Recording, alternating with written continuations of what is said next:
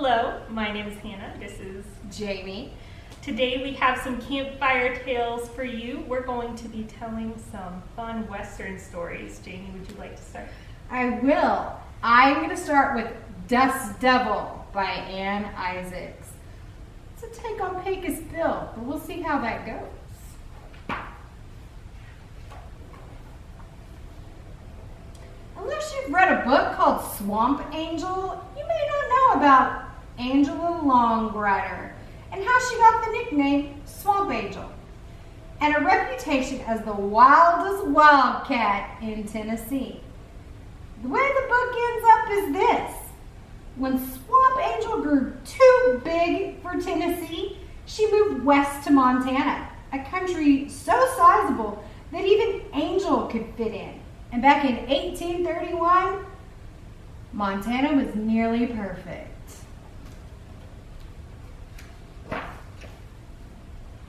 Still, Angel had to make a few adjustments. To start with, the sun woke her 3 hours earlier than it had in Tennessee. Angel looked out her window, trying to figure it out. To the east, the land was flatter than a fry pan. To the north, it was flatter than a flapjack. To the south, it was flatter than butter melting on a flapjack in a fry pan. It didn't take long to see what was missing. Shade. She began to feel homesick for Tennessee, where trees grew so thick that deer have to take off their antlers to get through the forest. With all that shade, the sun couldn't wake a body until she was good and ready. Angel looked west where the Rocky Mountains struck up halfway to the moon. A rare crop of shadows if I ever seen one, said Angel. She reached out, plucked the tallest mountain from the pack, and planted it east of her ranch, right where the sun was rising. Fast as a blink, the sun disappeared and didn't rise again for 3 hours. Pretty soon, all her neighbors wanted a mountain, so Angel grabbed an armful and planted mountains one by one on the prairie. That's a butte, she said proudly every time she set one down. And to this day, every standalone peak in Montana is called a butte.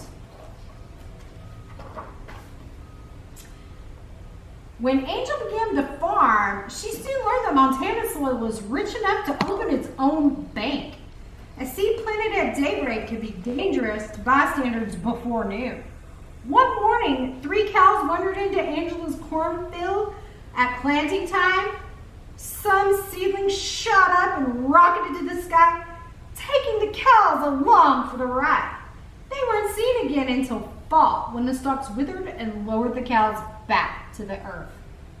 Those poor cows. The cows were none the worse for the trip, and the arrangement had its advantages too.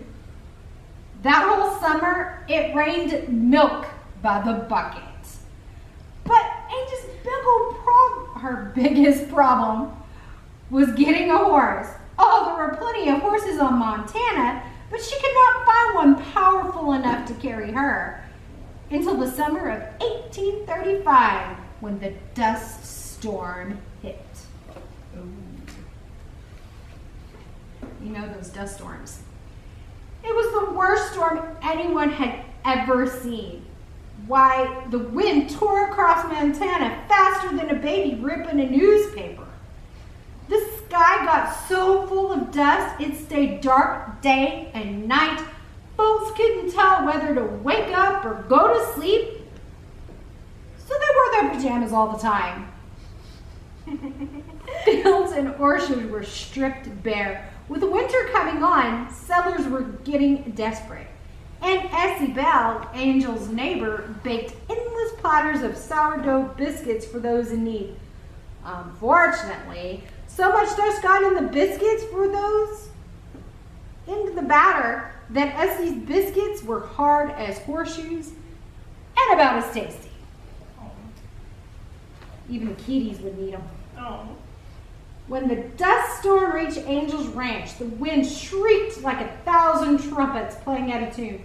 The barn began to shake, the ground to quake, the windows to break, the animals to wake, and everyone's ears to ache. In the middle of the commotion, Angel thought she heard the pounding of horses' hooves. Then the gale blew off the barn roof and began to suck up apples, oats, and hay from the bins. Angel got suspicious.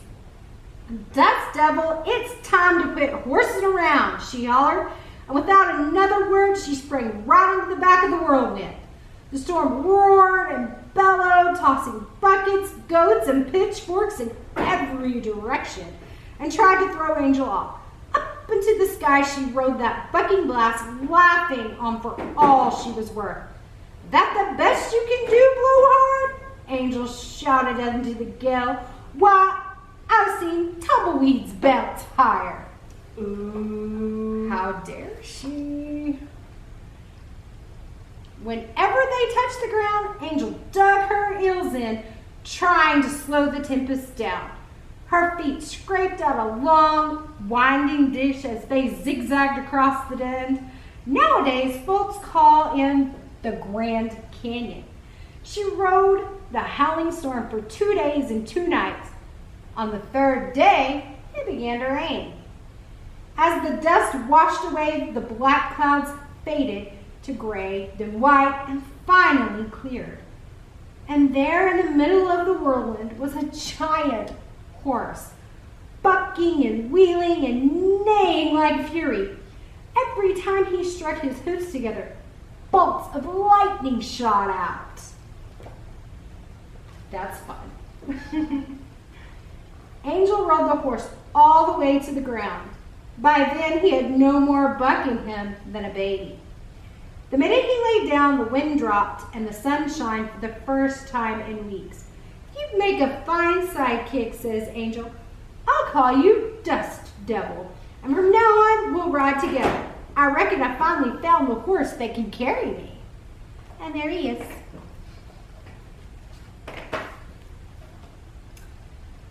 And just in time, for soon after, backward Bart and his flying desperados busted through Montana as fast as bad news, robbing and terrorizing everyone in their path. His proud parents claimed that Bart was half rattlesnake, half badger, and half mad hornet. And they weren't just bragging. Even for Montana, Bart was big. His hands were the size of shovels, and when he walked, his toes were always in a different county from his heels. No one knew how much he weighed, but one day his shadow fell across the doctor's scale and tipped the needle past 2,000 pounds. His gang was the sorriest lot that ever slouched into town. Besides Bart, there was Bad Guy Hopkins, Missouri Jerk, Lovely Poe, Lawless San Diego, and the Stanford twins, By Gus and By Golly. Talk about mean. They were pricklier than porcupines in a cactus patch. Oh, it's pretty prickly. Bart and the desperados were too ornery for any self-respecting horse to carry, so they rode mosquitoes. Now, you may wonder at this, but it's a fact sworn by everyone except newborns and Texans. Really? Excuse me. Really? The mosquitoes grow bigger in Montana than anywhere else. A Montana mosquito can carry a heavy suitcase and 2 watermelons on each swing without sweating. Desperados mosquitoes measured from 10 feet from mouth to tail with stingers as long as swords. Bart's biting bandits could travel faster than a man on horseback and a lot higher. Bigger in Texas. I don't believe that. Bart's only problem was he couldn't do anything forwards. You see, whenever his mother had wheeled baby Bart in his buggy, townfolk fled at the sight. So the mayor issued a proclamation that Bart was never again to show his face in public. From then on, his mother set Bart backwards in the buggy. He got so used to it, as he grew, he did everything, walking, talking, or flying backwards. Since he couldn't sit where he was going, Bart sometimes landed in a manure heap or a pickle barrel. No one laughed at him. No one dared. "Cashier, gimme!" Backward Bart always shouted as he flew backwards into a farmer's yard, and no one waited for him to say please. Bart's snarling sidekicks would hover around the farmer, aiming their swords at a tender spot on his backside. "Up, hurry!" Bart would shout while the farmer emptied his piggy bank as fast as rain. Then the desperados would spur their mosquitoes and fly off, calling, "Yeah, gimme!" Backwards Bart. When Swamp Angel heard about Bart, she mounted Dust Devil and paid a visit to Sheriff Napalot up in Billings. She found him snoring in the single-starred, double-barred, triple-guard jail. "I'm here to help you catch the flying desperados," said Angel. "I'm much obliged, Angel, but you can't do that," drawled the sheriff. "Only a member of my posse can hunt down outlaws, and the posse's already gone to get them. Then deputize me quick." "Well, dang it, Angel. To be deputized, you have to be a man." No. "It's the law." No. Do you think that's going to work?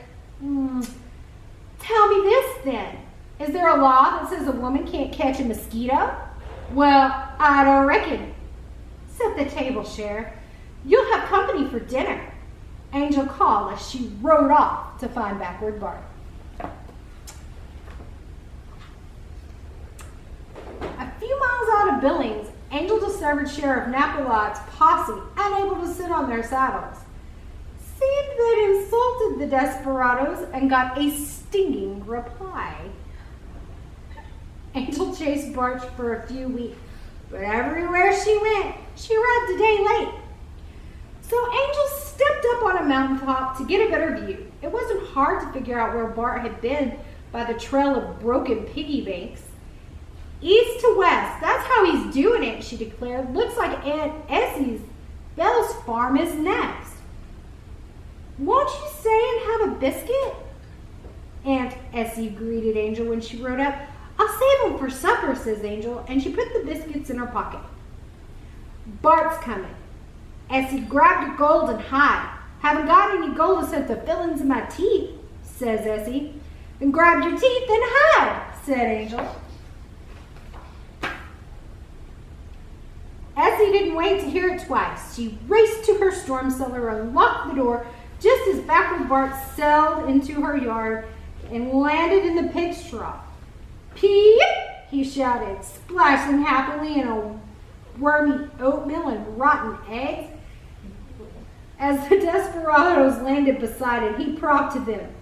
"Best the who's! Best is Bart Backward," they chanted, but they didn't look cheerful as they scraped moldy gravy from their beards. Ew. "Varmints, give back the gold you've stolen or prepare to fight," says Angel. "Huh?" says Bart. "Fight to prepare or stolen. Your gold the back give, varmints," Angel shouted. This time Bart understood. Angel jumped on Dust Devil, who rolled up a storm and struck his hooves together, forging spears of lightning for Angel. Faster than you can say stinking singers, the dripping desperados mounted their mosquitoes. Angel hurled lightning while they attacked her from every direction. Dust Devil blasted hot air from his nostrils with such force that he snorted the desperados halfway to Kansas. But the gale nearly blew Angel off, and as she grabbed the reins, she dropped her bolts of lightning. At once, the desperados moved in and aimed their mosquitoes. It didn't look good for Angel up in the thicket of thorny thieves. Let's see how this goes. Then Swamp Angel remembered Aunt Essie's biscuits. She reached into her pocket and began to pelt the desperados. To her surprise, the men dove for the rock-hard biscuits and gobbled them hungrily. "More gimme!" they shouted. "Me yum!"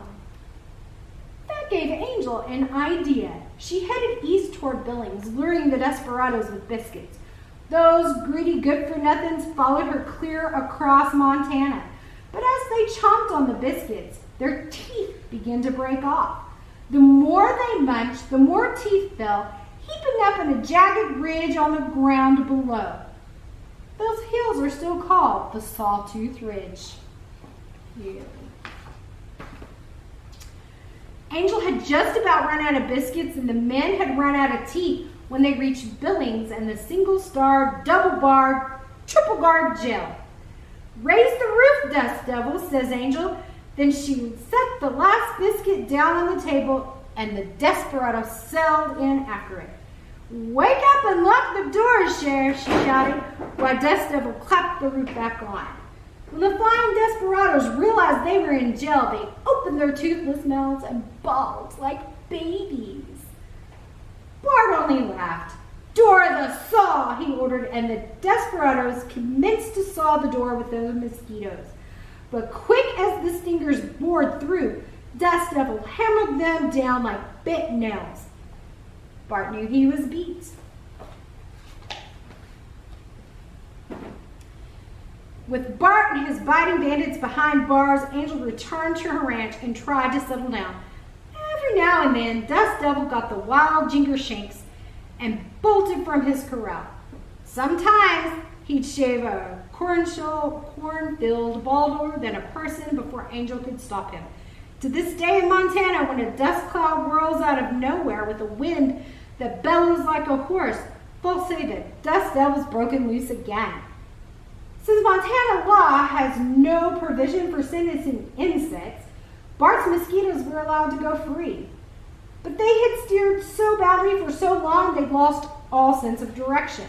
As soon as those prodigious pests took to the air, they turned upside down and hit the ground drill end first and got themselves into hot water. We can still see geysers that they gave us rise anytime you visit Montana.